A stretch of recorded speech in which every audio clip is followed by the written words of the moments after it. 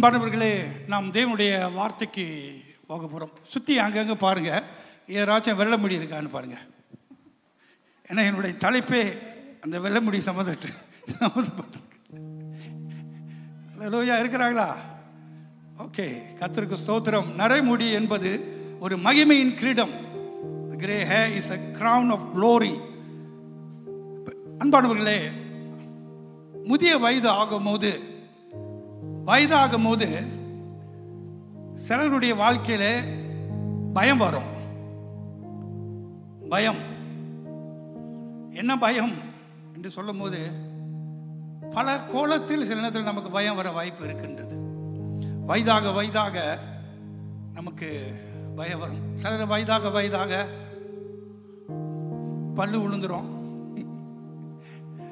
முட்டிலாம் ஆடி போயிடும், தலைமுடியும் விழுந்துடும், பலன் குறைஞ்சி போயிடும், முன்னை போல கையில் பணம் இருக்காது, சம்பாதிக்கிற ஆற்றல் இருக்காது, மற்றவங்க போல ஓடி எதுவும் செய்ய முடியாது. அது குறைய ஒரு விதமான அச்சம் நமக்குள்ள வரலாம், ஒரு பயம் வரலாம். சில நேரத்தில் நம் வயதாக இன்னும் சிலருக்கு மரண பயம் கூட வரலாம்.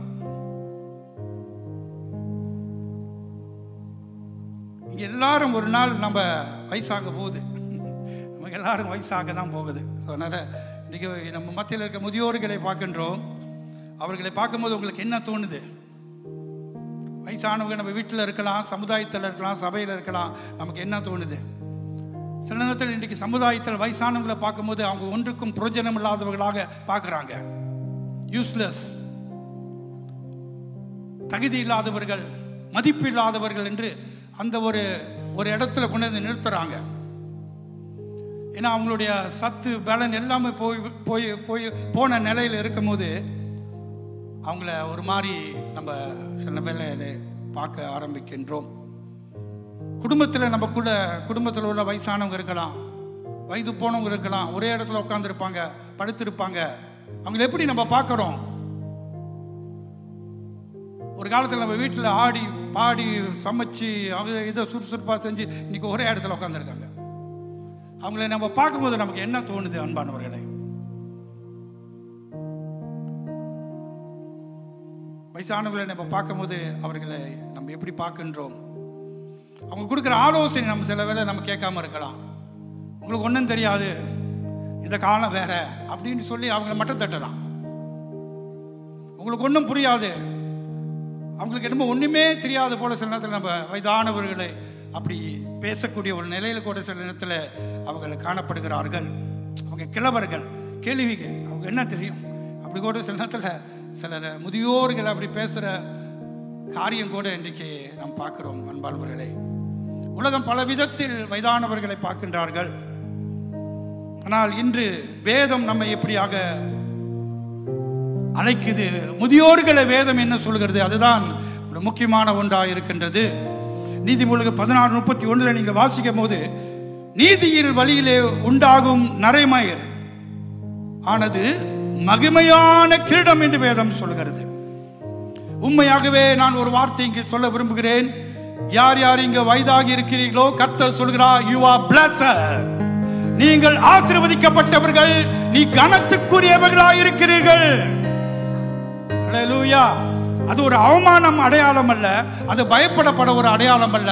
அது தேவன் உங்களுக்கு கொடுத்த கிரீடம், தேவன் உங்களுக்கு கொடுத்த மகிமையாக இருக்கிறது. யார் அவர்கள்? நீதியிலே நடக்கிறவர்கள், கர்த்தரை நம்பி இருக்கிறவர்கள், தேவனை விசுவாசித்து வாழ்கிறவர்கள், தேவனுடைய வார்த்தைக்கு கீழ்ப்படுகிறவர்கள், தேவன் மேல் நம்பிக்கையாக இருக்கிறவர்கள், நீதிமான். அவர்களுடைய தலைமையில்தான் தேவனுடைய கிரீடம். அவர்கள் தான் குறித்து தான் இங்கே சொல்லப்பட்டிருக்கு. அன்பானவர்களே, சில வேளையில இந்த கிரீடத்தை எங்க பார்ப்போம் என்றால், அந்த ராஜா தலையில, ராணி தலையில பார்ப்பீங்க. அந்த கிரீடம் அது எதை குறிக்குது?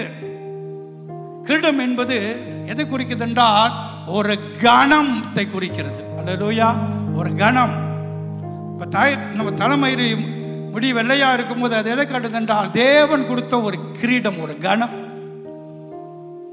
கிரீடம் எதுக்கு ஒப்பா இருக்குதுன்றா எந்த அடையாளத்துக்கு ஒப்பா இருக்குன்னா அது மரியாதை சின்னம், மரியாதையின் சின்னம். அது மட்டும் இல்ல, ஒரு வெகுமதியின் அடையாளமா, ஒரு வெகுமதியின் அடையாளம்.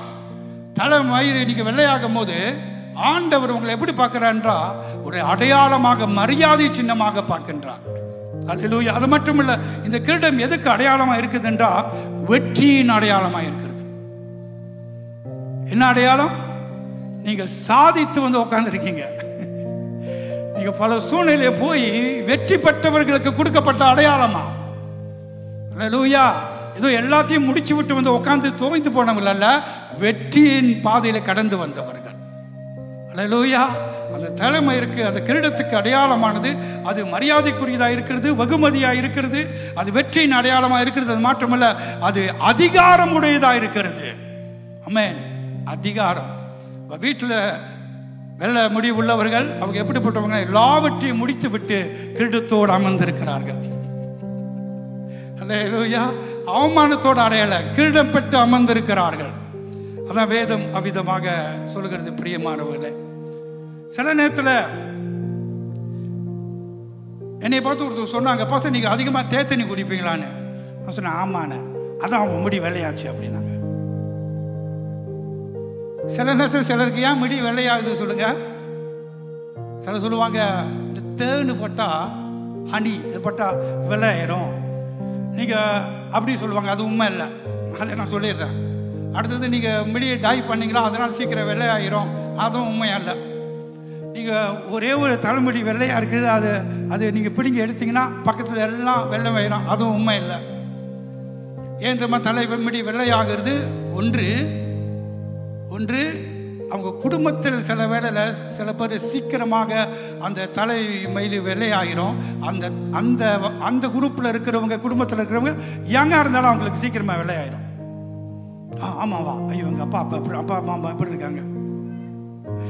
அது மாத்திரமே இல்லை, சயின்டிஃபிக்கலி என்ன சொல்கிறாங்க, ஒரு நபர் ரொம்ப அதிகமாக ஸ்ட்ரெஸ், அழுத்தத்தில் இருந்தால், இது கூட சனிக்கிழமை அழுத்தத்தை பற்றி பேசினாங்க.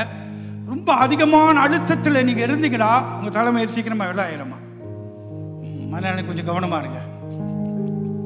யங் பீப்புள் நான் சொல்கிறேன். அடுத்தது அதாவது தூக்கம் இல்லாதவர்கள், தூக்கமே இல்லை, அடிக்கடி தூங்காமல் இருந்தீங்கன்னா சீக்கிரமாக அவங்க முடி வெள்ளையாயிரம். ஜாக்கிரதையாக இருங்க. இதெல்லாம் மகிமையின் கிரீடம் இல்லை, இதெல்லாம் தேவையில்லாத பிரச்சனை. அதனால் தலைமுடி வந்து வெள்ளையாகிறதுனால எல்லாமே தேவன் கொடுத்த ஒரு கிரீடமாக, ஒரு காரியமாக நம்ம அதை சொல்ல முடியாது. அல்லேலூயா. சிலத்தில் நம்ம உடம்புல சில சத்து குறைபட்டு இருக்கும். அது மித்தமாக தலையிலே தலைமுடி சீக்கிரமாக வெள்ளையாயிரும். ஆனால் இங்க வேதத்தில் தலைமயிறு வெள்ளையா இருப்பது, இங்க தேவன் ஒரு கிரீடம் என்று சொல்லுகிறதுக்கு அர்த்தமே வேற. அதனால எல்லா தலைமுடி வெள்ளையா இருக்கிறவங்க எல்லா தலையிலும் கிரீடம் இருக்குன்னு நான் சொல்ல வரல. வேதம் அழகாக தெளிவாக சொல்லுகிறது, நீதியிலே நடக்கிறவர்கள், நீதிமான், தேவனுக்கு முன்பதாக நேர்மையோடு உண்மையோடு உத்தமத்தோடு நடக்கிறவருடைய தலைமயிறு தான் தேவனுடைய கிரீடம். ஹல்லேலூயா. ஆனால் வேதம் அழகாக சொல்லப்பட்டிருக்கு. நரைமுடி ஏன் ஒரு கிரீடம் என்று வேதம் சொல்கிறது என்று ஒரு 3 காரியத்தை உங்க மத்தியில நான் சொல்லிட்டு கடந்து செல்ல விரும்புகிறேன். முதலாவது, அன்பானவர்களே, இந்த நரைமுடியின் அடையாளம் என்னவென்றால் நீங்கள் வாழ்ந்த வருடங்களை காட்டுகிறது. நீங்க வாழ்ந்த வருடங்கள், the years you are lived, நீங்க வாழ்ந்த வருடம். உங்களை பார்க்கும் போது எவ்வளோ வருஷங்களை கடந்து சென்று இங்க வந்து உட்கார்ந்துருக்கீங்க. நீங்கள் கடந்து வந்த, அதாவது நீங்க வாழ்ந்த ஆண்டுகள். நரைமயிர் என்ன அடையாளம் என்றால் கடந்து வந்த வருஷத்தின் அடையாளம். நீங்கள் வாழ்ந்து வந்த வருஷங்களை அது காட்டுகிற ஒரு அடையாளமாக தலைமயிர் இருக்கிறது, வெள்ளையாக. அல்லேலூயா. அன்பானவர்களே, இங்க அநேக முதியோர்கள் இருக்கிறீங்க. உங்களுக்கு நான் சொல்லட்டும், நீங்கள் இதுவரைக்கும் நீங்க தனியா வரல, தேவன் உங்களோட இருந்திருக்கிறார். அல்லேலூயா. இத்தனை ஆண்டுகள், பல ஆண்டுகள் நீங்க கடந்து வந்திருக்கீங்களே, அந்த ஆண்டுகள் முழுவதும் தேவன் உங்களோடு கூடவே இருந்திருக்கிறார். வேதத்திலே வாசித்து பார்த்தா ஐசையா 46 அதிகாரம் ஏசியா 46ஆம் அதிகாரம் 3-4 வரைக்கும் வசனங்களை வாசித்து பாருங்கள். அங்கு ஆண்டவர் எவ்வளவாக முதியோர்கள் மேலே அக்கறை உள்ளவராக இறுதி நாளில் அவர் என்ன சொல்கிறார் பாருங்க. ஏசியா 46 3-4 வரைக்கும். யாக்கோபின் சந்ததியாரே, இஸ்ரவேல் சந்ததியில் மீதியாக சகல ஜனங்களே, எனக்கு செவி கொடுங்கள். தாயின் வயிற்றில் தோன்றினது முதல் உங்களை ஏந்தி, தாயின் கர்ப்பத்தில் உற்பத்தியானது முதல் உங்களை தாங்கினேன். உங்கள் முதிர் வயது வரைக்கும் நான் அப்படி செய்வேன். நரை வயது மட்டும் நான் உங்களை தாங்குவேன். நான் அப்படி செய்து வந்தேன். இனிமேலும் நான் ஏந்துவேன், நான் சுமப்பேன், நான் தப்புவிப்பேன். அல்லேலூயா. கர்த்தருடைய வார்த்தை உங்களுக்கு இந்த வருஷம் முழுவதும் நீங்க தனியா இல்ல, தேவன் உங்களை தாங்கினார், தேவன் உங்களை சுமந்தார், தேவன் உங்களை காத்து கொண்டார். எப்ப ஆரம்பிச்சாரு? தாயின் கருவில இருந்து. தாயின் கருவில இருந்து நீங்க முதியோர் வரைக்கும் நான் உங்களை வழி நடத்தி வந்தேன்றார். எவ்வளவு அருமையான கடவுள் பாருங்க. தேவன் உங்கள் வாழ்க்கையை நீங்க கடந்து வந்து இங்க உட்கார்ந்து இருக்கலாம். பல வருஷங்கள் தாண்டி விட்டு இங்க 70 வயசு மேல ஆச்சு. அவங்களுக்கு தான் நீங்க விசேஷமான கணம். ஆனால் அந்த 70 ஆண்டுகளாக உங்களை நடத்தினது யாரு தெரியுமா? தேவனாகிய கர்த்தர். அவர் உங்களை சுமந்து வந்தார், ஏந்தி வந்தார் அப்படின்னு வசனம் அழகாக சொல்றது. கடவுள் உங்களை சுமந்து சென்று வந்த நாட்களை நீங்கள் கொஞ்சம் எண்ணி பாருங்கள். உங்களை ஆண்டவர் ஏந்தி வந்தார், அது மட்டும் இல்லை தப்புவித்தாராம். எவ்வளோ ஆபத்துக்கள், எவ்வளோ மரணங்கள், எவ்வளோ சூழ்நிலைகள் உங்கள் வாழ்க்கையில் வந்து வந்திருக்கலாம். அது யார் உங்களை காத்தாருண்டா? கர்த்தரே உங்களை நம்மை காத்திருக்கிறார். ஹல்லேலூயா. வசனம் அப்படிதான் சொல்லுது, நான் உங்களை காத்து வந்தேன். ஆமென். சங்கீதம் 37:25 வசனத்தை வாசித்து பாருங்கள். நான் இளைஞனாய் இருந்தேன், முதிர் வயது உள்ளவனும் ஆனேன். ஆனாலும் நீதிமான் கைவிடப்பட்டதில்லை. அவன் சந்ததி அப்பத்துக்கு இறந்து திரிகிறதையும் நான் காணவில்லை. அல்லேலூயா. இன்னும் சத்தமே காணோம். அல்லேலூயா. நான் இளைஞனாய் இருந்தேன், முதிர் வயது உள்ளவனாகினேன், ஆனாலும் நீதிமான் கைவிடப்படுவதில்லை. நீதிமான் கைவிடப்படுவதில்லை. கர்த்தருக்குள்ளே நீதிமானாக நீங்க இத்தனை ஆண்டுகள் வாழ்ந்து வந்தது, கர்த்தர் உங்களை கைவிடாமல் நடத்தி வந்திருக்கிறார். அது மட்டும் பைபிள் சொல்லுகிறது, நீதிமானோட சந்ததி பிச்சை கேட்க மாட்டாங்க, மற்றவங்களுக்கு ஏந்தி நிற்க மாட்டீங்க. தேவனே உங்கள் தேவைகளை சந்திப்பாராக. அல்லேலூயா. இப்படிப்பட்ட சிறப்பான அருமையான வார்த்தைகளை பாருங்கள் அன்பானவர்களே. God say I am with you at the beginning and I will be with you at the end. அல்லேலூயா. ஆண்டவர் சொல்கிறார், நான் ஆரம்பத்தில் உன்னோடு இருந்தேன், கடைசியிலும் நான் உன்னோடு தான் இருப்பேன். அல்லேலூயா. முதியோராக இருக்கிற உங்களுக்கு ஆண்டவருடைய வார்த்தையை நீங்கள் பெற்றுக்கொள்ளுங்கள். Every step in between I carry you அப்படின்னால் நீங்கள் வந்த ஒவ்வொரு இடப்பட்ட நாட்களில் எல்லாம் தேவன் உங்களை சுமந்து வந்திருக்கிறார். அல்லேலூயா. நான் சொல்லல, கர்த்தர் சொல்கிறார். கர்த்தருடைய வார்த்தை இங்கே சொல்லப்பட்டிருக்கு. அல்லேலூயா. அப்ப ஆண்டவர் என்ன சொல்கிறார் என்றால், வெள்ள தலைமையில் உள்ள நபர்களே, தாய்மார்களே, தந்தைமார்களே, தேவன் சொல்கிறார், உங்க ஆண்டுகளை எண்ணி பாருங்கள், உங்க ஆண்டுகளை எண்ணி பாருங்க. உங்க நாட்களை அது வெளிப்படுத்துகிறது. தலைமயிர் வெள்ளையா இருக்கும் போது நீங்க பல வருஷத்தை கடந்து வந்து விட்டீங்க என்று இந்த வசனம் நமக்கு குறிக்கிறது. இரண்டாவது காரியம், நரைமயிர் அது என்பது என்ன அடையாளம் என்றால், நீங்கள் கடந்து வந்த பாதையின் அடையாளங்கள், நீங்கள் கடந்து வந்த பாதையின் அனுபவத்தின் அடையாளங்கள். The road you are walk, நீங்கள் வந்த பாதைகள் அதை ஞாபகப்படுத்துறது. நீங்க வந்த பாதைகள். நீங்க அநேக வயதானவர்கள்ட்ட நீங்க பேசுங்க, சில வயதானவங்க பேசவே மாட்டாங்க, பேசாமே தான் இருப்பாங்க. ஆனா நீங்க பேசுனீங்களா பேச ஆரம்பிச்சிருவாங்க. சில வயசானவங்க பேசிக்கிட்டே இருப்பாங்க. சில பேர் நீங்க வயதானவங்க உட்காந்து நீங்க கேளுங்க, ஏதாவது கேளுங்கன்னா அவங்க ஏராளமான கதை இருக்குது, ஏராளமான சம்பவம் இருக்குது, ஏராளமான காரியம் நம்ம இடத்துல சொல்றதுக்கு நிறைய ஸ்டாக் வச்சிருக்காங்க. நீங்க போய் பேசி பாருங்க, அப்போதான் அவங்களுக்கு தெரியும். அவங்க நிறைய காரியங்களுக்கு இருக்கு. ஏன்னா அவங்க வந்த பாதை, அவங்க கடந்து வந்த பாதை, அது துன்பம் உள்ள பாதையாக இருக்கலாம், நன்மையான பாதையாக இருக்கலாம், வெற்றியின் பாதையாக இருக்கலாம், தோல்வியின் பாதையாக இருக்கலாம், கசப்பின் பாதையாக இருக்கலாம், வழியின் பாதையாக இருக்கலாம். ஆனால் எல்லா சூழ்நிலை கடந்து வந்து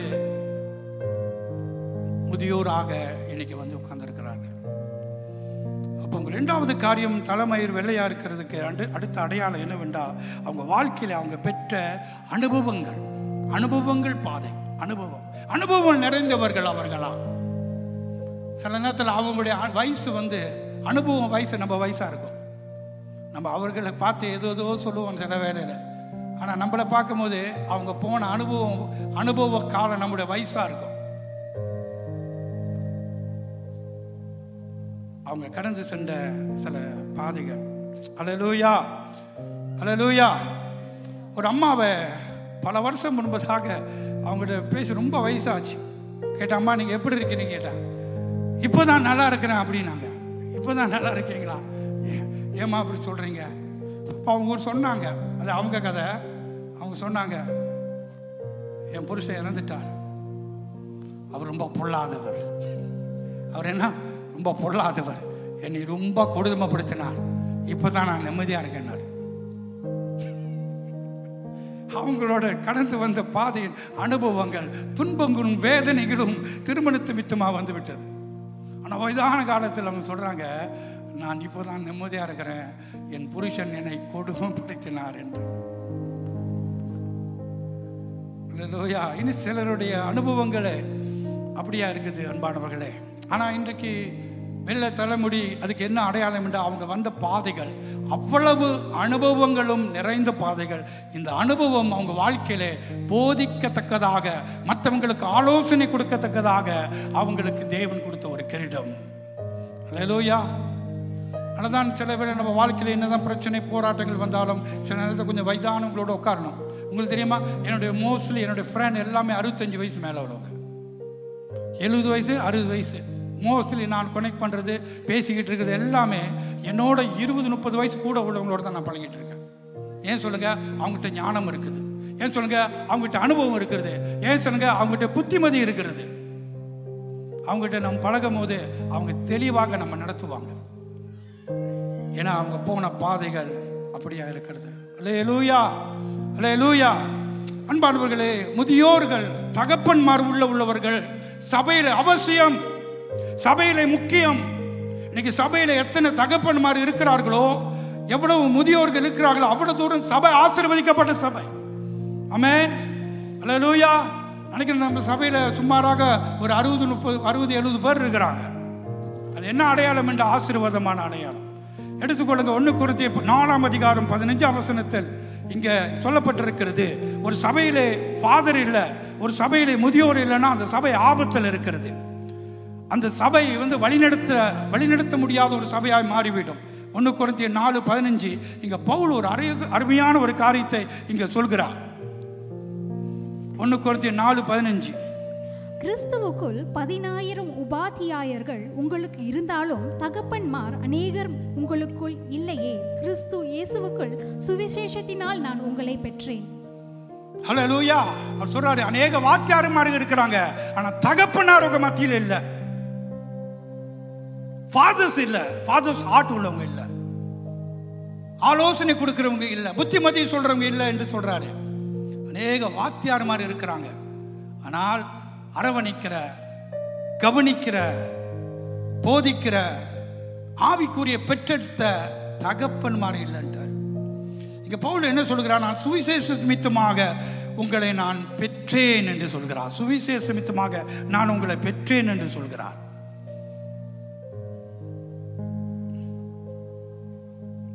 பவுல் சொல்கிறார், நான் தான் உங்களுடைய ஆவிக்குரிய தந்தை என்ற ஸ்தானத்தை கொண்டு வருகிறார். அவர் ஏன் ஒரு தகப்பன், ஒரு முதியோர்களுடைய காரியம் என்ன தெரியுமா, சபை மக்கள், சபை மற்ற வாலிபர்கள் மேலே அக்கறைப்பட வேண்டும். அவர்களை ஆவிக்குள்ளே, அவர்களை கிறிஸ்துக்குள்ளே வழிநடத்த வேண்டும். அதான் நான் பவுல் சொல்கிறார், அநேக வாத்தியார்கள் உண்டு, தகப்பன்மார்கள் இல்லை, தகப்பன்மார்கள் இல்லை. தகப்பன்மார்கள் இல்லை. அப்படி இல்லாவிட்ட அன்பாடுவர்களே, தகப்பன்மார்கள் எந்த சபையில் இல்லையோ அந்த சபை பிரச்சனையோ, அந்த சபை சரியான ஒரு திசையிலே போக முடியாத ஒரு சபையாய் மாறிவிடும். அல்லேலூயா. ஸோ முதியோர்கள் மிக மிக முக்கியம். தகப்பன்மார்களும் சபையிலே மிக மிக முக்கியம். காரணம், அவங்க வாழ்க்கையிலே பல அனுபவத்துக்குள்ளாக அவர்கள் கடந்து சென்றவர்கள். அன்பார்களே, பவுல் இங்கு சொல்கிறார், நான் உங்களை சுவிசேஷத்தினாலே பெற்றெடுத்தேன். உங்களுக்கு முன்பதாக நிற்கிற நான் யார் என்று நீங்க நினைக்கிறீங்க? உங்களுக்கு முன்பதாக நிற்கிற நான், நீங்க எப்படி என்னை பார்க்கறீங்க? இதை நான் கொஞ்சம் பேச வேண்டியதா இருக்கிறது. ஒரு தகப்பனுடைய ஆலோசனை நீங்கள் கேட்டா உங்களுக்கு நல்ல வழி நடக்கும். ஒரு தகப்பனுக்கு என்ன உரிமை இருக்கு? கண்டிக்க உரிமை இருக்கு, ஏசை உரிமை இருக்கு, திருத்த உரிமை இருக்கு. உங்களுக்கு தெரியுமா? ஒரு தகப்பன் வீட்டில் இருக்கும்போது அவர் கண்டிக்கிறார், அன்பு செலுத்துகிறார், அரவணைக்கிறார், அதே நேரத்தில் ஏசுகிறார்.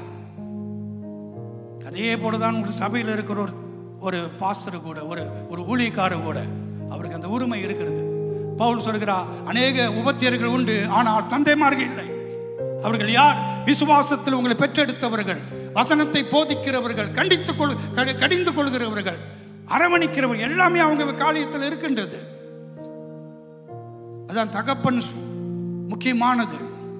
ஏன்னா கொரிந்தியர் சபையில் என்ன நடந்தது என்றால், பவுலை புறக்கணிச்சிட்டாங்க. அவர் தான் அந்த சபையை பெற்றெடுத்த, அந்த சபையில் இருக்க விசுவாசிகள் எல்லாம் அவரால் வளர்ந்தவர்கள். ஆனால் அவரை புறக்கணித்ததினாலே அவர் இந்த காரியத்தை எழுதுகிறார். நான் உங்களுடைய தகப்பன், உங்கள் மேலே அக்கறையாக இருக்கிறேன், உங்கள் மேலே நான் மிக கவனமாக தரிசனமாக இருக்கிறேன் என்று சொல்லி அவர் எழுத ஆரம்பிக்கிறார். அன்பார்களே, இன்றைக்கு சபையிலே தகப்பன் உள்ளமுள்ளவர்கள் மிக மிக அவசியம். அவர்கள் யார் என்றால், அவர்கள் வாழ்க்கை பிரயாணத்திலே பல அனுபவங்களை பெற்றவர்கள். அந்த அனுபவத்தினாலே மற்ற அடுத்த தலைமுறைக்கு அவர்கள் ஆசீர்வாதமாக இருக்க வேண்டும். ஸோ இன்றைக்கு அநேக முதியோர்கள் இருக்கிறீர்கள். உங்களுடைய ஊழியங்கள் என்ன என்றால், நீங்கள் அடுத்த தலைமுறைக்கு ஆசீர்வாதமாக இருக்க வேண்டும்.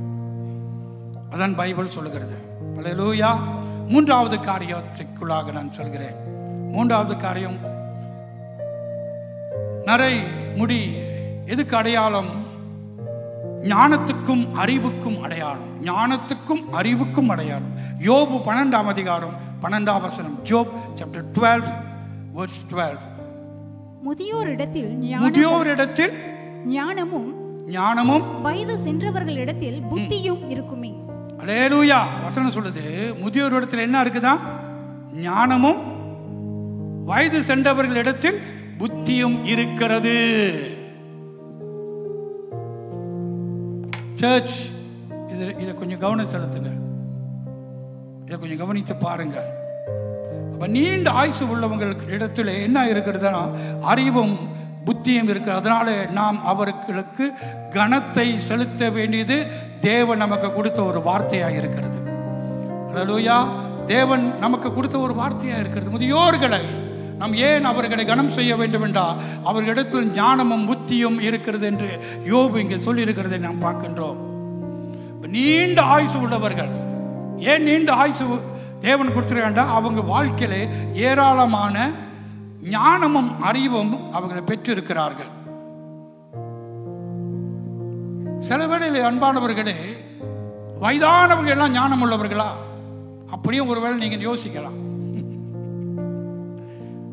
வசனம் அப்படி சொல்லுது. சில நேரத்தில் எல்லாருக்கும் அப்படி இல்லை. பிரியமானவர்களே, கர்த்தரை தேடுகிறவனுக்கு தான். அல்லேலூயா. அப்ப ஞானம் தேவன் நீதிமானுக்கு தருகிறார். அந்த யாருக்கு அந்த ஞானம்? அந்த வயதானவர்களுக்கு யாரு அந்த ஞானம் என்றால், தேவனை தேடுகிறவர்களுக்கு, தேவன் மேல் பயந்திருக்கிறவர்களுக்கு தேவ ஞானம் அவர்களுக்குள் காணப்படும். அநேக வேளையில வயதானவர்கள் கூட சில ஞானம் இல்லாதவர்கள் நீங்க பார்க்கலாம். எந்த நேரத்தில் என்ன பேசணும் தெரியாம பேசுவார்கள். இது பைபிள் அது சொல்லல. யாருக்கு இந்த வசனங்கள் சொல்லப்பட்டிருக்கு அன்பானவர்களே? எல்லாருக்கும் ஞானம் என்று இல்லை, எல்லாருக்கும் இந்த கிரீடம் இல்லை. ஆனால் கர்த்தருக்கு பயந்து, ஞானம் என்பது ஏதோ ஆட்டோமேட்டிக்கலி வர்றதில்லை. அந்த கர்த்தருக்கு பயந்து இருக்கணும். ஆண்டவருடைய வார்த்தையில் அவங்க இருக்கணும். அந்த வார்த்தையை அவர்கள் கீழ்ப்படிந்து வாழும்போது அன்பானவர்களே, நீதிமொழிகள் 9:10 சொல்றது, கர்த்தருக்கு பயப்படுற பயமே ஞானத்தின் ஆரம்பம். யார் மேல அந்த ஞானம் என்றால், தேவனுடைய வார்த்தைக்கு தேவனுக்கு பயந்திருக்கிறவர்கள் மேல்தான் இந்த ஞானத்தை கர்த்தர் தருகிறார். எல்லாருக்கும் தரல, எல்லாருக்கும் தரல, எல்லாருக்கும் தரல. யோபு 32:7 சொல்லுது பாருங்க. முதியோர் பேசட்டும், முதியோர் பேசட்டும், வயது சென்றவர்கள் ஞானத்தை அறிவிக்கட்டும் என்றறிந்தேன். அல்லேலூயா. அப்பா நீங்க வசனம் சொல்லுது, முதியோர்கள் பேசட்டும், அவர்களுக்கு ஞானமும் அறிவும் இருக்கின்றது என்று பைபிள் சொல்கிறது. ஸோ முதியோராக இருக்கிற நீங்கள், வயது போனவங்க, நீங்க பேசுங்க. நீங்க அமைதியாக இருக்கக்கூடாது சபையில். உங்களோட ஊழியம் ரொம்ப பெரிதாக இருக்கிறது. அல்லேலூயா. நீங்கள் பேச வேண்டும். வேதாகமம் சொல்லுது, லேவியராகமம் 20:32 பாருங்க. லேவியராகமம் 20:32, லெவிட்டிகஸ் 20:32.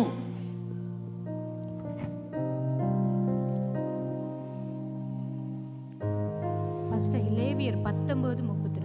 லேவியராக 20:32 19:22 படிங்க. 19:32 20:32 படிங்க. நரைத்தவனுக்கு முன்பாக எழுந்து,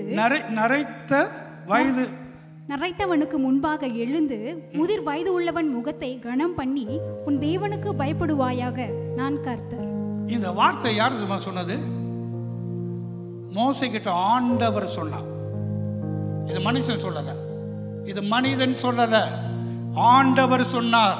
என்ன சொன்னார் என்றா, வயதானவர்களை கண்டபோது நீ வயதானவர்களை பார்த்தா என்ன செய்யணும்? என்ன செய்யணுங்க? எழுந்து. வாலிபர்களே, இது என்னோட வார்த்தை அல்ல, ஆண்டவர் தன் வாயினால் சொன்ன வார்த்தை இது. என்ன சொன்னார்? வயதானவர்களை பார்க்கும் போது நீங்க எழுந்து நிக்கணும், எழுந்து அவங்களுக்கு மரியாதை கொடுக்கணும். இல்லாவிட்டா நம்ம ஆண்டவருடைய வார்த்தைக்கு செவி கொடுக்காம இருக்கிறோம். மோசே கிட்ட சொன்னார், ஆண்டவர் வந்து சொன்ன வார்த்தை. ஏன்னா இது தேவன் சொன்னனால தான் இதை கொஞ்சம் ஹைலைட் பண்றேன். அதனால தான் முதியோர்களை இன்று நாம் கனம் பண்ணுவது தேவனுக்கு பிரியம், இது தேவனுடைய சித்தம். ஏன்னா ஆண்டவரை சொல்லுங்க, அவர்களுக்கு கனம் பண்ணுங்கள் என்று. அல்லேலூயா, அல்லேலூயா. அவர்களை கண்டபோது அவர்களுக்கு முகத்துக்கு முன்பதாக நீங்க எப்படி இருக்க வேண்டும்? எழுந்து நிற்க வேண்டும், எழுந்து நிற்க வேண்டும். honor them. அது பெற்றோராக இருக்கலாம், வயசு போனவர்கள் யாராக இருந்தாலும் சரி, அவர்களுக்கு நாம் கொடுக்க வேண்டிய மரியாதையை நாம் கொடுக்க வேண்டும். பிரியமானவர்களே, ஏன் அவர்களை நாம் மரியாதை கொடுக்க வேண்டும்? ஏன் அவர்களுக்கு நாம் கீழ்ப்படிய வேண்டும்? ஏன் அவர்களுக்கு நாம் ரெஸ்பெக்ட் கொடுக்க வேண்டும்? பெரியவர்களை நாம் மரியாதை கொடுத்தா 2 ஆசீர்வாதம் இருக்குது. இன்னைக்கு நிறைய பேருக்கு ஆசீர்வாதம் கிடைக்கல. காரணம் என்ன? பெரியவர்களை கனப்படுத்துவதில்லை, பெரியவர்கள் வார்த்தை கேட்பதில்லை, பெரியவர்களுக்கு கொடுக்க ரெஸ்பெக்ட் கொடுக்கறதில்லை. ஆனால் ஆண்டவர் இவர்களை வச்சு தான் அடுத்த தலைமுறையை சந்திக்கிறார். அடுத்த தலைமுறை நீங்க நன்றா இருக்க வேண்டும் என்றால் இந்த முதியோர்களை, பெரியவர்களை நீங்க கனம் பண்ண வேண்டும். எத்தனை பேர் இன்னைக்கு வாலிப பிள்ளைகள் பல தடவை சேர்ச்சிக்கு வரும்போது அநேக நேரத்தில் முதியோர்கள் அங்கங்கே உட்காருங்க, அவங்கள போய் நீங்க வணக்கம் சொல்லியிருக்கீங்க, கை கொடுத்துருக்கீங்க. அவங்க எங்கேயோ கிடக்குறாங்க, எங்கேயோ உட்காரட்டும், அவங்க பாட்டு கிடக்கட்டும், வயசான கட்டைங்க, போற கட்டைங்க அப்படின்னு நினைக்கிறீங்களா? அப்படி இல்லை. அவங்கள போய் நாம் கனம் பண்ண வேண்டும், அவர்களுக்கு கை கொடுக்க வேண்டும். நான் ஒன்று சொல்லட்டும், நான் அநேக 100 வயசு உள்ளவங்ககிட்ட போய் ஆசீர்வாதம் வாங்கியிருக்கேன். எனக்கு தெரியும் ஆசீர்வாதத்தை எப்படி பிடுங்கணும்னு. சிலருக்கு தெரியல. 100 வயசு உள்ளவங்ககிட்ட 3 பேர்கிட்ட நான் போய் ஆசீர்வாதம் வாங்கியிருக்கேன். ஏன் தெரியுமா? அவங்க கிறிஸ்தவங்க. எனக்கு தெரியும் அவங்க மேலே இருக்கிற அபிஷேகம், அவங்க மேலே இருக்கிற ஆசீர்வாதம் எனக்கு வேண்டும். அதனால் நான் உடனே போய் அவங்களுக்கு கீழ் முழங்கால போட்டு, இந்தியாவில் நான் பல இடத்துல செய்திருக்கிறேன். பெரிய பெரிய ஊழியக்காரர்கள் நம்ம நாட்டில் கூட 100 வயசு நெருங்கினவர்கிட்ட உடனே போய் ஆசீர்வாதத்தை பிடிங்கிறது. எப்படி யாக்கோபிட்ட போய் ஆசீர்வாதத்தை பிடுங்கினாங்க தெரியுமா? இது ஈசா கிட்ட போய், ஈசாக்கு வயதான காலத்தில் அவன் கையை ஆசீர்வதிக்க வந்தான். அது ரொம்ப முக்கியங்க. பெரியவர்களுடைய ஆசீர்வாதம் நமக்கு ரொம்ப முக்கியம். நீங்க நல்லா இருக்கணுமா, அந்த பூமியில நீங்க நன்றா இருக்கணுமா, நீண்ட ஆயுசா இருக்கணுமா, ஓடி போய் பெரியவங்ககிட்ட போய் ஆசீர்வாதம் வாங்குங்க. அதனால்தான் இன்னைக்கு தமிழர்கள் மத்தியிலே பெரியவங்க பெற்றோர்களை ஆசீர்வதிக்கணும். அந்த ஆசீர்வாதத்தை நாம் நம்புறோம், வேதத்தில் இருக்கின்றது.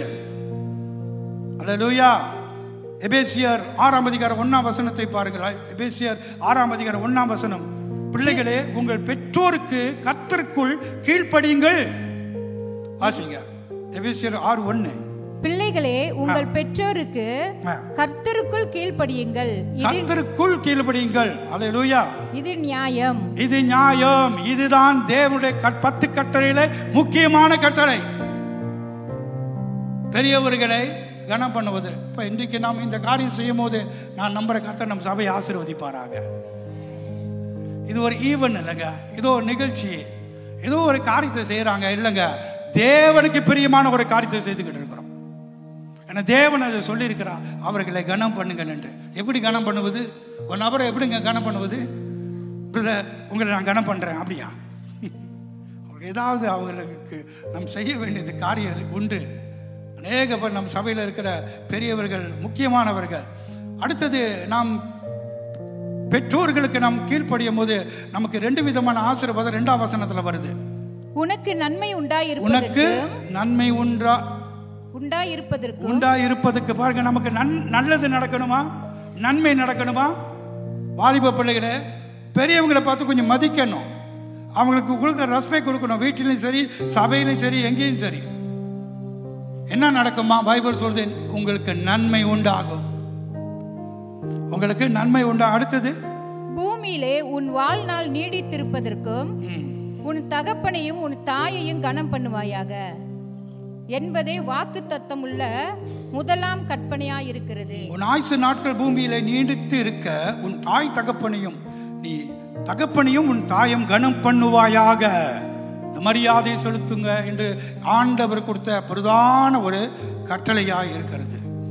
அல்லேலூயா. அநேக வேளையில நாம் வாலிப காலகட்டத்தில் நமக்கு சில நல்ல பிள்ளைகள் உண்டு. பெற்றோர்களை கவனிக்கிறார்கள், பெற்றோரை அன்பு செய்கிறார்கள், பெற்றோரை போய் முதியோர் இல்லத்தில் விடலை. தெரியுமா, அதிகமாக முதியோர் இல்லத்தில் யார் இருக்காங்க? எந்த இனம் இருக்கிறாங்க தெரியுமா? தமிழர்களும் சீனர்களும்.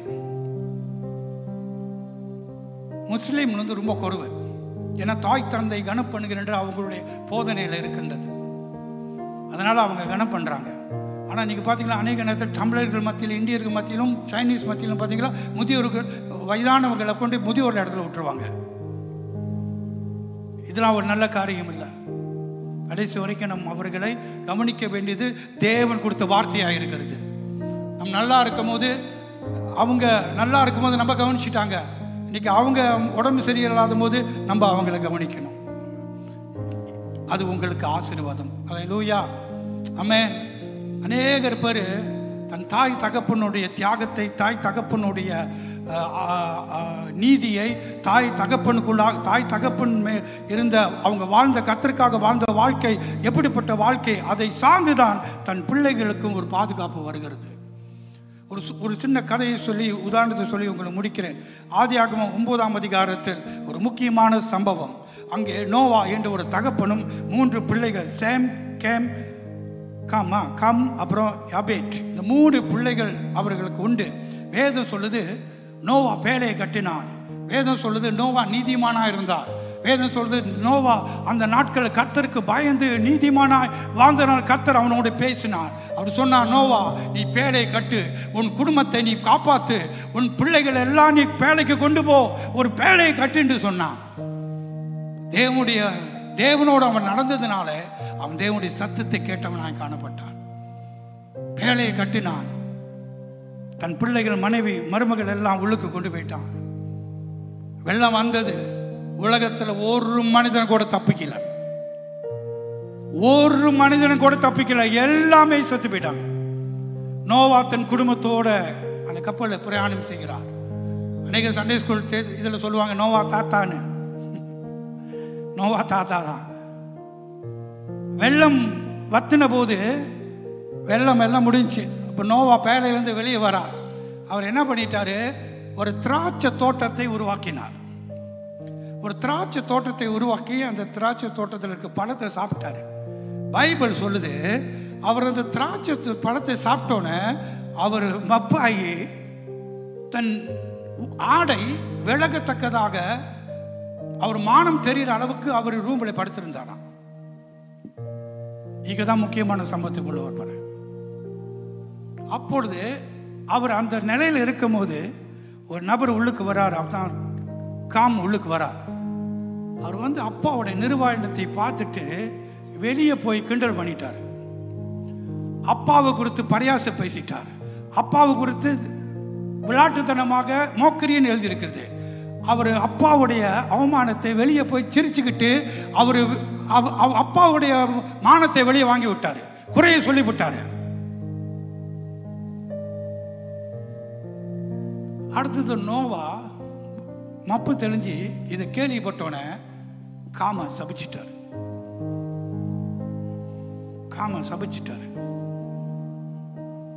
இதில் அர்த்தம் என்ன தெரியுமா பிரியமானவர்களே? நன்றாக புரிஞ்சு கொள்ளுங்கள். இந்த காம் இன்றைக்கு உயிரோடு இருப்பது காரணம் அவங்க அப்பா தான்.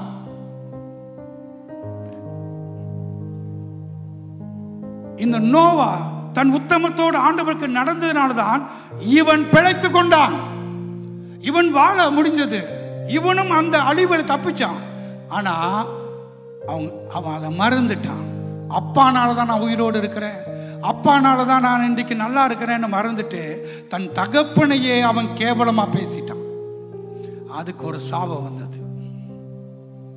அநேக வேளையில் அன்பானவர்களே, வாலிப தம்பி தங்கச்சி நீங்க யாரா இருக்கலாம், உங்க தகப்பன் இல்லாம நீங்க இன்றைக்கு உயிரோடு இருக்கவே முடியாது. நீங்க இந்த நிலையில இருக்கிறீங்க என்றால் அதுக்கு காரணமே உங்க தகப்பன் தான். உங்கள் தகப்பன் தான். காம் அதை மறந்து விட்டான்.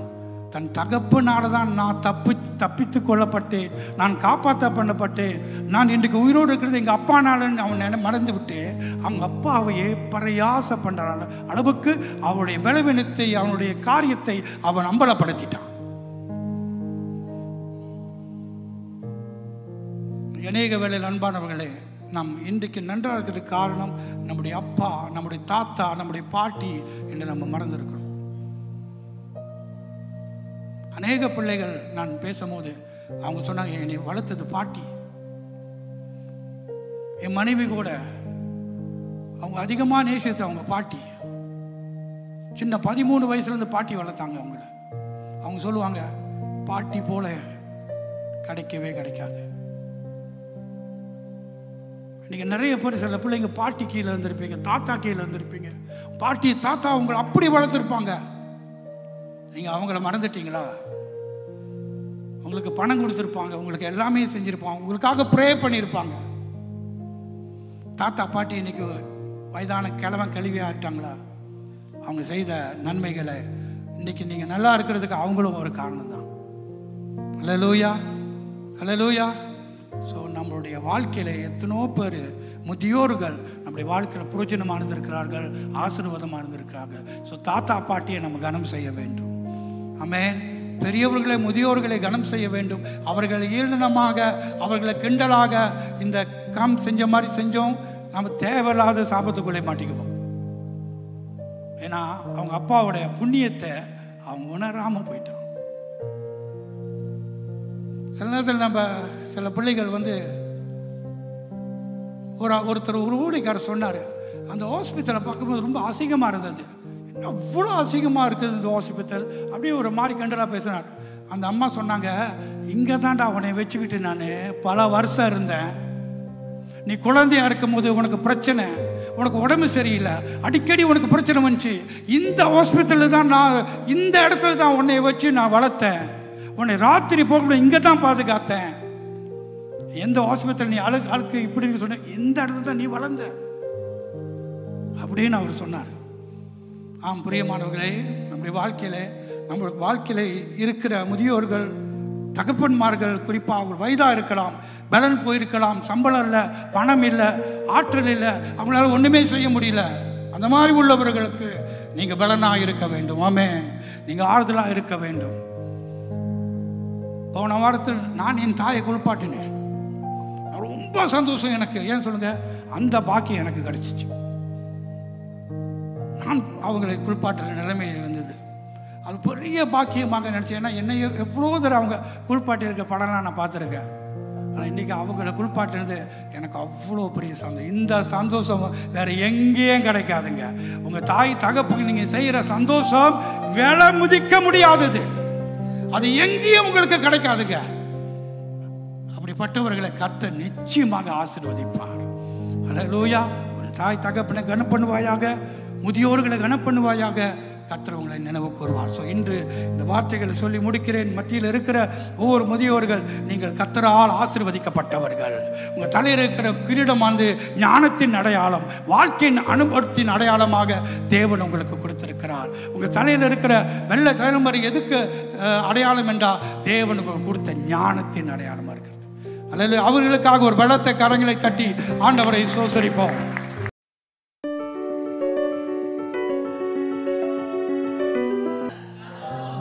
பாஸ்டர் நல்ல ஒரு அற்புதமான செய்தியை வழங்கினார். எல்லோருக்குமே ஆசீர்வாதமாக இருந்தது. கர்த்தர் நம் அனைவருடனும் பேசி இருக்கிறார். முதியோர்கள் இன்றைக்கு இங்கே இருக்கிறாங்க. நாம் எல்லோருமே முதியோருடைய நிலையை சென்று அடைய வேண்டி இருக்கிறது. இது நமக்கெல்லாம் ஒரு பெரிய பாடமாகவும் இருக்கணும். ஆகவே கர்த்தருக்கு கோடான கோடி ஸ்தோத்திரம், பாஸ்டருக்கு நன்றி. ஸோ முதியோர்கள் நம் மத்தியில் இருந்து கொண்டிருக்கிறார்கள். அவ்வளோ நேரம் முதியோர்களை பற்றி பேசியது. சபையில் இருப்பது எத்தகைய மகிழ்ச்சி. அவர்கள் சபை வளர்ச்சிக்காகவும் புதிய ஆத்துமாக்களின் ரட்சிப்புக்காகவும் ஒவ்வொரு நாளும் அவர்கள் நிச்சயமாக ஜெபித்து கொண்டு வருகிறார்கள். போதகர்களுக்காக, சபை வளர்ச்சிக்காக. அவர்களை என்றென்றும் கர்த்தர் ஆசீர்வதித்து வழிநடத்தி கொண்டிருப்பாராக. நம் மத்தியிலே தலைமை போதகரும் இருப்பதற்கு நமக்கு மிக்க மகிழ்ச்சி. கர்த்தர் நாம மகிமைப்படத்தக்கதாக எல்லோரும் ஒரு கரவொலியை கர்த்தருக்கு வழங்குவோமாக. நன்றி. இப்பொழுது ஒரு காணொளியை ஏற்பாடு செய்திருக்கின்றார்கள். நாம் அனைவரும் அந்த காணொளியை கண்டு கழிப்போம்.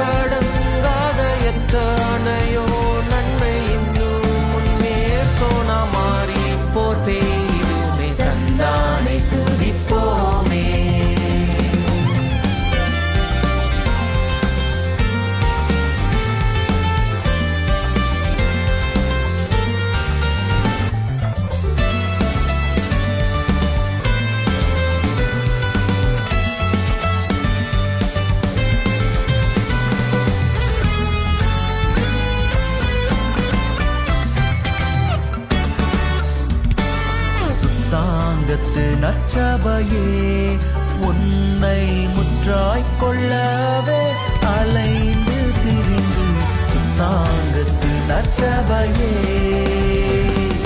சத்து குலைந்துன்னை சக்தி சாட்சியாக்க தம்மின் ரத்தத்தை சிந்தி எடுத்தே உயிர் வரம் சத்து குலைந்தோனை சக்தியாக்க தம்மின் ரத்தத்தை சிந்தி எடுத்தே உயிர் வரம் தந்தானை துதிப்போமே திரு சபையோரே கவி பாடி பாடி தந்தானை துதிப்போமே விந்தையாய் நமக்காய் நந்தமானவில்ல கரியதோ நன்மை மிக மிக விந்தையாய் நமக்காய் நந்தமானவில்ல கரியதோ நன்மை மிக மிக தந்தானை துதிப்போமே.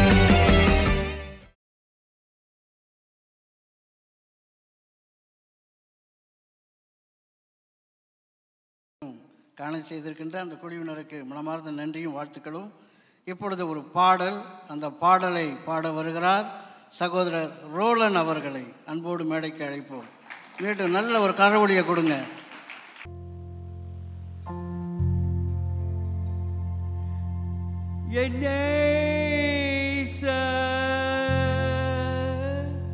வெள்ளை போல சென்று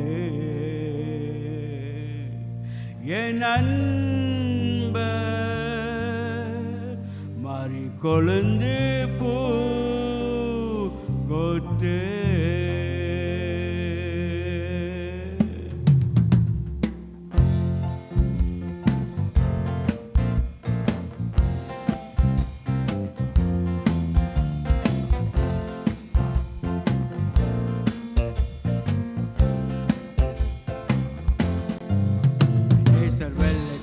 சென்று என் அன்பர் மறுக்கொழுந்த பூங்கொத்து நான் அவர்கள் மறந்த மணக்கு ரோஜாவே பள்ளத்தாக்கில் எல்லை புஷ்பமே நான் பள்ளத்தாக்கில் எல்லை புஷ்பமே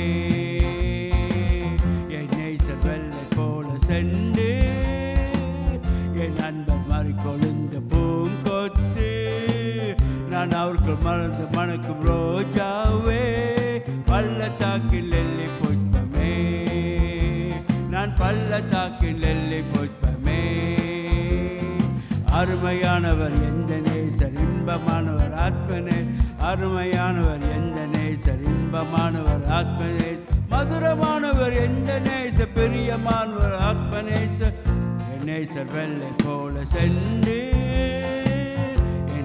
மறுக்கொழுந்து பூங்கொத்து நான் அவர்கள் மறந்து மணக்கும் ரோஜாவே பள்ளத்தாக்கில் எல்லை புஷ்பமே கேதொரு மனப்புலானவர் 16 பேரில் சிறந்தவர் அவரே என் நேசர் வெள்ளை போல சென்று என் நேசர் மறுக்கொழுந்து பூங்கொத்து நான் அவர்கள் மறந்து மணக்கும் ரோஜாவே பள்ளத்தாக்கில் எல்லை புஷ்பமே நான் பள்ளத்தாக்கில் எல்லை புஷ்பமே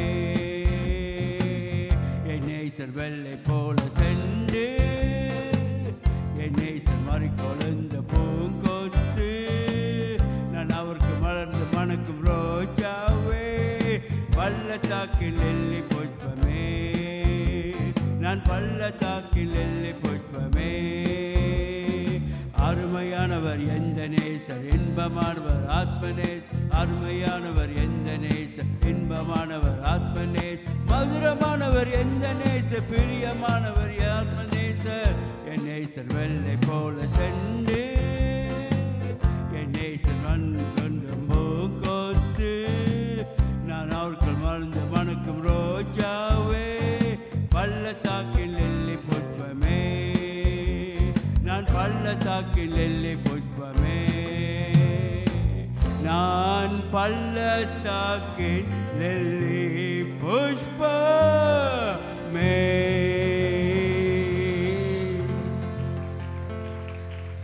நன்றி. இப்பொழுது அடுத்து சண்டே ஸ்கூல் பிள்ளைகள் வழங்கும் ஒரு குறு நாடகம், அதை வழங்க வருகிறார்கள். கரவொலி கொடுத்து அவர்களை உற்சாகத்தோடு வரவேற்போம். எப்படி இருக்கீங்க? நல்லா இருக்கீங்களா? காலவலிலாம் எப்படி இருக்கு? ஏன் தாத்தா உங்களுக்கே கால் வலி, ஆனால் நீங்கள் போய் எல்லாத்துக்கிட்டும் கால் வலி நல்லா இருக்கீங்களான்னு சந்திக்கிறீங்க? உங்களுக்கு கவலையாகவே இல்லையா? ஏன் பாட்டி உங்களுக்கு இவ்வளோ வியாதி இருக்கா? அப்போ நீங்கள் இவ்வளோ மருந்து வச்சுருக்கீங்க, அப்போ உங்களுக்கு இவ்வளோ வியாதி இருக்கா? உங்களுக்கு கவலையாகவே இல்லையா? ஏன் தாத்தா இவ்வளோ பொருள்களை வாங்கிட்டு வரீங்க, உங்க கூட யாருமே இல்லை, உங்களுக்கு கவலையாகவே இல்லையா? எங்களுக்கு ஏன் கவலையாகவே இல்லை தெரியுமா? கவலை இல்லையே, என் இயேசு என்னோடு இருப்பதால். கவலை இல்லையே, என் இயேசு என்னோடு இருப்பதால்.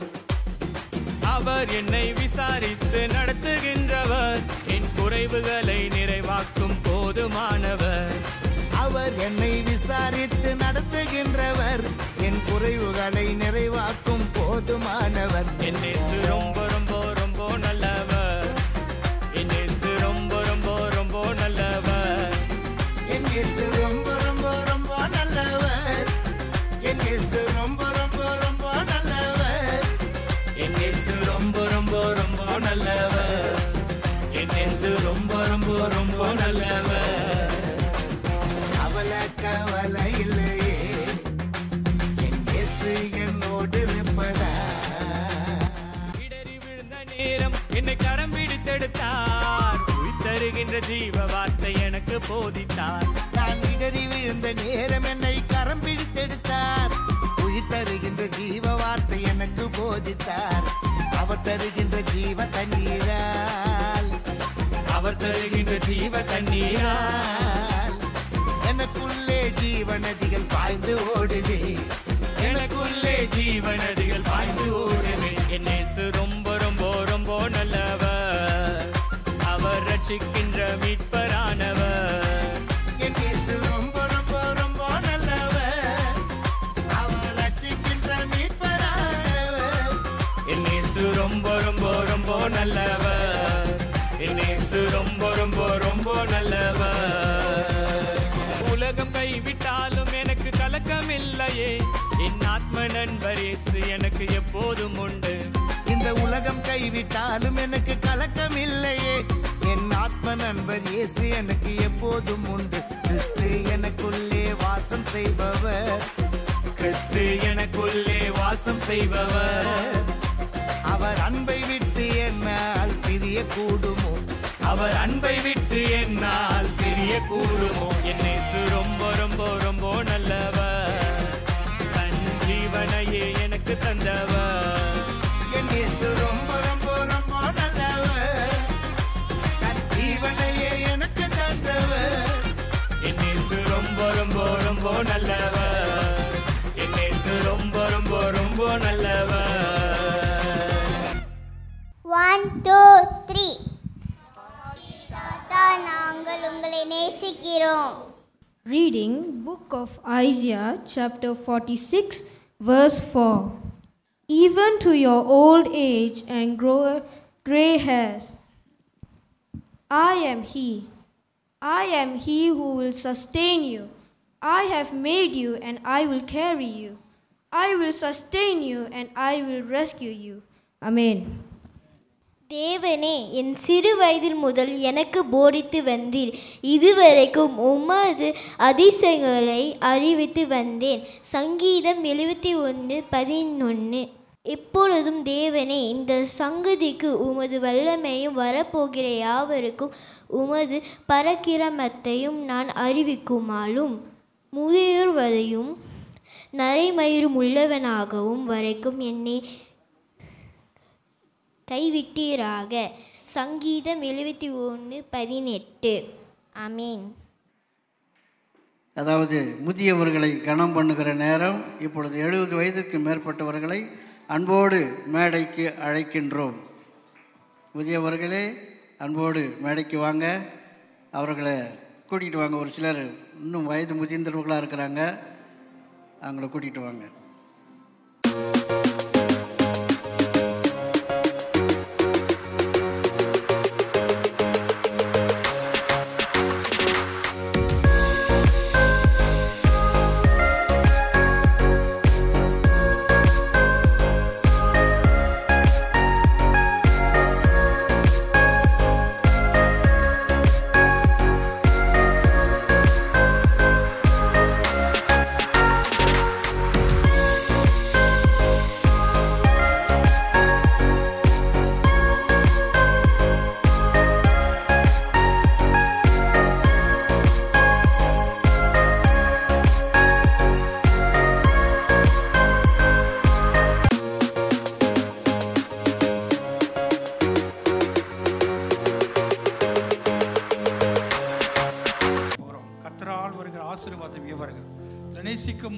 பிதாவே, இயேசுவின் நாமத்தில் நன்றி செலுத்துகின்றேன். ஆண்டவரே, முற்பிதாக்கள் தேவன் நீர், தலைமுறை தலைமுறையாக தேவனாய் இருப்பவர் நீர், தலைமுறைகளை வாழ வைக்கிறவர், பிள்ளைகளின் பிள்ளைகள் கர்த்தராய் இருக்கிறவர். இன்று கூட உங்களுடைய வீட்டிலே சமூகத்திலே நிற்கின்ற ஒவ்வொரு முதியோர்களுக்காக ஆண்டவரே கர்த்தாவே, இவர்களுக்காக நன்றி செலுத்துகிறேன். ஆண்டவரே, அவர்களுக்கு ஆண்டவரே ஒரு கிரீடத்தை கொடுத்திருக்கிறேன், கனத்தை கொடுத்திருக்கிறேன். இன்று வரைக்கும் ஏங்கி தாங்கி வழிநடத்தி வந்தவர் நீர். தொடர்ந்து அவர்கள் நடத்துவீராக. நீர் அவர்களுக்கு பலனாயிருந்து கிருபை தந்து ஆசீர்வதிப்பீராக. உம்முடைய சமாதானம் அவருடைய வாழ்க்கையில எப்போதும் நிலைநிற்பதாக. உம்முடைய அன்பான கரத்திலே ஒவ்வொருவரையும் அர்ப்பணிக்கிறேன். ஆசீர்வதியும் பொறுப்படுத்திக் கொள்ளும். ஆரம்பித்த தேவன் கடைசி வரைக்கும் கூடவே இருப்பீராக. எல்லா புகழும் மகிமையும் உமக்கு தருகின்றேன். இயேசுவின் நாமத்தில் சபையாராக நாங்கள் அனைவரும் இவங்களை வாழ்த்தி ஷலோம் சமாதான வார்த்தைகளை இவர்கள் மேலே அறிக்கையிடுகிறேன். கர்த்தர் இவர்களை ஆசீர்வதிப்பாராக. உம்முடைய முகத்தினாலே இவர்களை பிரகாசிக்க செய்வீராக. கிருபையினால மூடி தாங்கி நடத்தும். எல்லா புகழ் உமக்கு தருகின்றேன். இயேசுவின் நாமத்தில் ஜெபிக்கிறேன் எங்கள் நல்ல பிதாவே. எல்லாரும் சொல்லுவோம், எல்லாரும் சொல்லுவோம். ஒரு பெரிய பலத்த காரம் தட்டுவோம். நான் ஒரு நிறைவுக்கு கொண்டு வர இருக்கின்றேன். அதாவது ஆண்டவனும் மனிதனும் பேசிக்கொள்கிறார்கள். ஆண்டவன் மனுஷன் ஆண்டவரிடம் கேட்கிறான், பிறப்பில் வருவது யாதென கேட்டேன். ஆண்டவர் சொல்றாரு, பிறந்து பார். அன்பில் அறிவது யாதென கேட்டேன்னு மனுஷன் கேட்டான், பகிர்ந்து பார். அன்பை போய் பகிர்ந்து பார், அப்பதான் உனக்கு தெரியுன்றாரு. பசியில் தெரிவது யாதென கேட்டேன். மனுஷன் கேட்குறான், பசியில் தின்ன தெரியும்ட்டு. வாடிப்பார், பசித்து பார், அப்பதான் உனக்கு தெரியும்.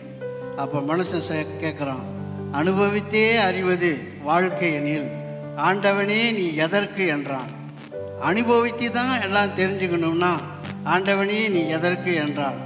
ஆண்டவன் சற்றே அருகினில் வந்து அவன் காதருகே சொன்னார், அந்த அனுபவம் என்பதே நான் தான் என்றார். அவர் அனுபவித்தே அறிந்தார். கல்வாரி சிலுவையில் நம்முடைய பாவங்களையும் சாபங்களையும் அவர் அனுபவித்து சுமந்து தீர்த்து இன்றளவும் ஜீவித்து கொண்டு இருக்கின்றார். நாம் அனைவரையும் பாக்கியசாலிகளாக உருவாக்கி இருக்கின்றார். கர்த்தர் நல்லவர் என்பதை ருசித்து பாருங்கள். அவர் மேல் நம்பிக்கையாக இருக்கிற மனுஷன் பாக்கியவான். நாம் அனைவரையும் பாக்கியவானாக ஆக்கியிருக்கின்றார். அத்தகைய அனுபவம் பெற்றவர் ஆண்டவர் ஒருவரே. ஆமே. எல்லா துதி கன மகிமை அனைத்தும் அவர் ஒருவருக்கே செலுத்துகிறோம். ஆமேன். நன்றி, வாழ்த்துக்கள். இப்பொழுது பாஸ்டரை அன்போடு மேடைக்கு அழைக்கின்றேன். என் ஆத்துமாவே கர்த்தரை சோஸ்திரி, என் முழு உள்ளமே அவருடைய பரிசுத்த நாமத்தை சோஸ்திரி. என் ஆத்துமாவே கர்த்தரை சோஸ்திரி, கர்த்தர் செய்த சகல உபகாரங்களை என்றும் மறவாதே. ஆமேன், ஆமேன்.